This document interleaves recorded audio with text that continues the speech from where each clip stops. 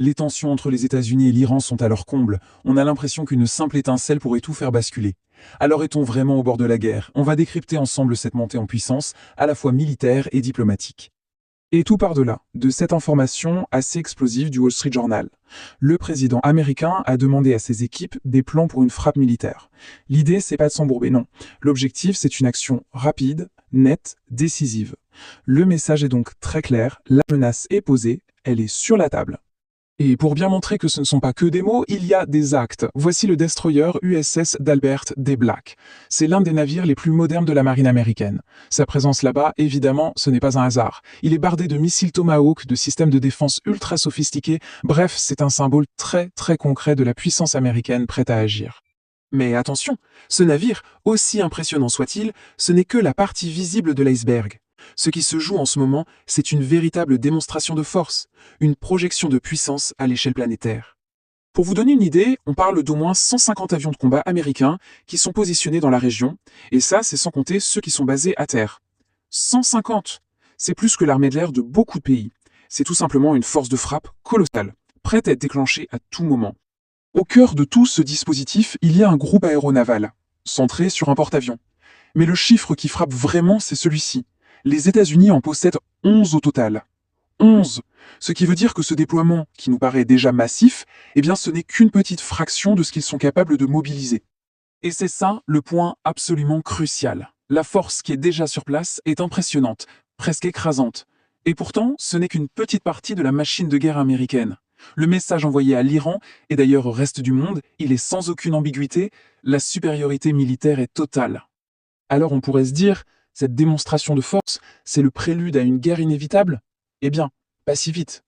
En réalité, la stratégie américaine est bien plus subtile que ça. Elle joue sur deux tableaux en même temps. On retrouve la fameuse stratégie de la carotte et du bâton. D'un côté, on a le bâton, cette armada militaire, cette pression maximale sur le régime iranien, et de l'autre, la carotte, des déclarations du président Trump qui se dit ouvert à un accord, il y a même des rumeurs de rencontres diplomatiques secrètes. C'est un jeu de pression et d'ouverture. En fait, ça illustre parfaitement la célèbre doctrine de Theodore Roosevelt. L'idée est simple, la diplomatie, c'est toujours mieux, mais elle est beaucoup plus efficace quand elle est appuyée par une menace militaire crédible. Et là, le gros bâton, eh bien, c'est toute cette armada déployée dans la région. Mais dans cette partie d'échecs à haut risque, les États-Unis ne sont pas seuls. Il y a un acteur clé, une pièce maîtresse de leur stratégie, leur alliance avec Israël. Et cette collaboration, elle est tout sauf symbolique, elle est très concrète, très opérationnelle. Les deux armées font des exercices communs pour assurer ce qu'on appelle l'interopérabilité. Qu'est-ce que ça veut dire? Eh bien, ça veut dire qu'en cas de conflit, elles peuvent agir comme une seule force, en parfaite synergie, en partageant les mêmes procédures, les mêmes fréquences radio. Elles sont prêtes à se battre ensemble, demain, si nécessaire. Mais le rôle d'Israël ne s'arrête pas là. C'est aussi, et peut-être surtout, les yeux et les oreilles des Américains sur le terrain.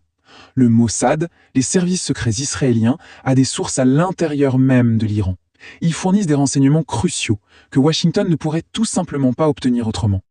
Bon, on a vu la pression militaire, diplomatique, le renseignement. C'est une pression immense. La question qui se pose maintenant, c'est, en face, comment le régime iranien réagit-il à tout ça? Parce que toute la stratégie américaine repose sur ce pari, qu'à force de pression, Téhéran va finir par céder, par plier. Mais est-ce qu'on peut vraiment forcer un régime comme celui-là à se soumettre? Quand on écoute les analystes, on comprend vite que c'est très compliqué. On a affaire à un régime d'une dureté extrême. Un régime qui a déjà prouvé qu'il était prêt à tuer ses propres citoyens pour survivre, avec des centaines de morts lors des manifestations. Pour eux, toute contestation populaire est vue comme un coup d'État.